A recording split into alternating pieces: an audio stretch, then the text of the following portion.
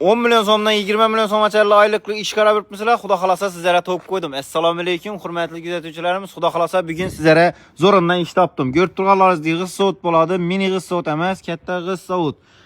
E'tiborli bo'lasizlar. Bir rossiyskiy 21 press bizlarga operator kerak. Shu rossiyskiy 21 pressni 5-6 yildan beri haydab yurgan odam kerak bizlarga. Xohlasanizlar komplekt bo'lib kelsangizlar bo'ladi.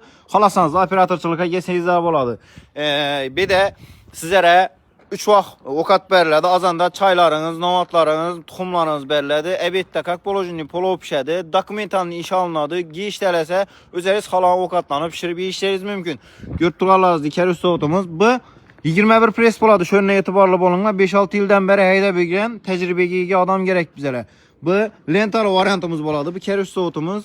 Görüb turganlaringizdek buni mototsikilli variant ham bo'ladi. Bizda 2 kərüz soğut bo'ladi. Mototsikilli. Xalasanızlar o zavod neylisizlar, xalasanızlar bu zavod neylisizlar. Görüb turganlaringizdek 2 ham 21 press bo'ladi. Şöyle e'tiborli bo'linglar. 5-6 yildan beri haydab yurgan tajribaga ega operator kerak. Xalasanızlar komplekt bo'lib kelinglar. Xalasanızlar bir o'zingiz yasangizlar bo'ladi. Bir de sizlere turdovoy dokument, mehnat daftarchasi deydi-ku, turdovoy dokument hammasi o'tadi, dokumentalni ish bo'ladi sizlere. Xudo xolasa, shu videomizni ish qarab yurganlarga yuborib qo'yinglar. 10 milyon so'mdan 20 milyon so'mgacha oylik bo'ladi. Kelaverasizlar.